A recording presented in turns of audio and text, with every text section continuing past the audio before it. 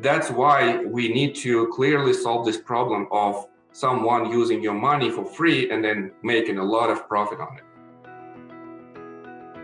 I am Roman Pushkar with Ascendant Financial, and I'm an authorized infinite banking practitioner in Canada by Nelson Nash Institute. If you don't know what Nelson Nash Institute is, please go to infinitebanking.org and you will get more information. And also, there is a practitioner finder where you can search for authorized practitioners in your area. I also would like to recommend you reading Nelson Nash's book, Becoming Your Own Banker, this book.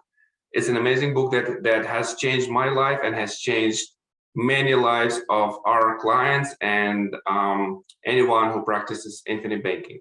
Let's talk about how to say goodbye to your bank forever.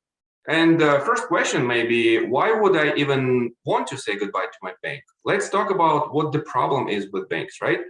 So in order to better understand it, let's use something that's called exercise of imagination. Nelson Nash talks about exercise of imagination in this book. So you have to better understand which problem we are solving. So let's imagine that we're talking not about banking business, but about something different. And let's compare it to parking lot business. You have a spouse and your spouse has a car and you also have a car. At some point, you need to solve a clear objective of parking your car, and then your objective is safety, access to this car at any point of time. Also, it has to be pretty much reasonable in price, right? You find a good parking lot in your area, not far away from your house, and then you drive to that parking lot, you pay a parking fee, and then you find a parking spot and you park your car there and you leave. Your wife also does that, and you do it many months and many years. And then at some point, you find out that there is a sign at the entrance which says it's a car rental business. And you're quite surprised because you've never seen rental cars in the area. Like, if there is a car rental business, why I've never seen any rental cars in there? So you come to the parking lot owner and you say, hey, Mr. Owner, I love your business. I love being your client, but where's the car rental business? And he says, this is a car rental business. I'm charging $50 for each car that I rent out. And you're saying, where are the cars? And he says, I'm using these cars that you actually park. And you're quite surprised. You're saying, how come? Is this even legit?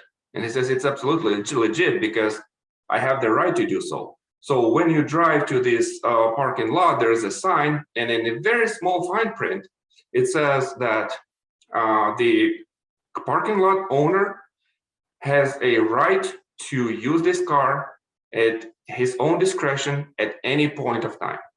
It's his own right. And by entering this parking lot, you actually accept the terms and conditions of this parking lot. And you're quite surprised because you do quickly math in your head, and the math comes to $50 per day, which is $1,500 per month, which is $18,000 per year. And from two of your cars, this parking lot owner actually makes $36,000 a year. And you're asking him, hey, Mr. Owner, why you never shared any profit with me? You're using my car and technically saying that if I at some point want to rent a car from you, then I may be even renting my own car. And he says, yes, absolutely. And you should pay $50 per day. And you're quite shocked. How come I'm using my own car and I have to pay $50 per day and I never receive any profit share from you? How come is it even possible? And this is exactly what the banks do with your money. When your paycheck goes to your checking account, then the bank gets your money for free, just like the car in this example.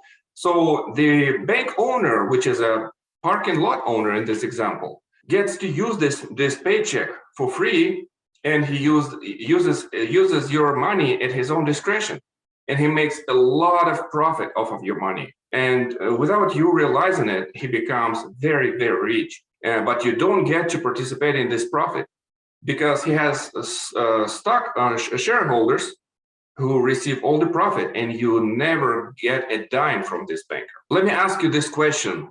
What would you feel when you find out this is a real case example? Like, right? Would you feel taken advantage of?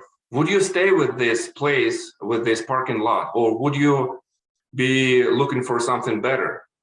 And you may ask, hey, is there even a alternative to this? Is there a better place to, park my paychecks to these banks? Yeah, I can maybe put it in a shoebox and use my cash in the shoebox, and whenever I want to throw this cash and then use it.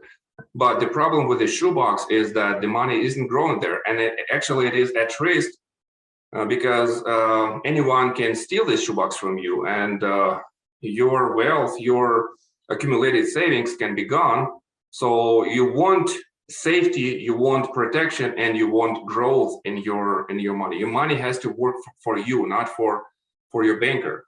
That's why we need to clearly solve this problem of someone using your money for free and then making a lot of profit on it. Let's say your friend tells you that there is actually a storage compound where you can park your car, and then actually the storage compound pays you daily profit, and you can access your car or any other car in this storage compound at any time.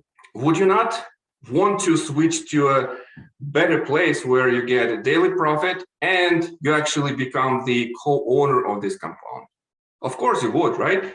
Because your objective of getting safety for your car, getting easy access to your car, and convenience of using all this system, and also becoming an owner, and you are in control of this storage compound. So you get to control all the terms, and you get to control who uses the cars, and you actually at any point of time can use your car or any other car in this compound. And if you are an honest car rental business owner, then you will actually pay the rental fee. You won't just take the car for free and then steal from your business. You don't want to do that. Actually, this example is in this book. Nelson Nash gives another example of the grocery store where you get to pay to the cashier at the grocery store, just like you pay to the car rental business if you rent a car from your own business, right? In a real life example, there is a better place for your money to reside in, right? So instead of keeping your money at a bank where the bank gets to use your money, where the bank gets to control your money, and if you need to actually access your money and you need to access maybe a loan from a bank, then the bank gives you a repayment schedule, the bank gives you his own terms, he controls this situation, and you have zero control. But you can actually do something better with your money. And this better place is called participating, dividend paying, whole life insurance policy. And this is an amazing product where you can become in control. You can be in control of your money. You can get daily growth of your cash, and you have liquidity where you can access your money 24/7, and you can fill out a simple form and send it to the insurance company, and the insurance company within 3 to 7 business days will send you a check with the requested amount.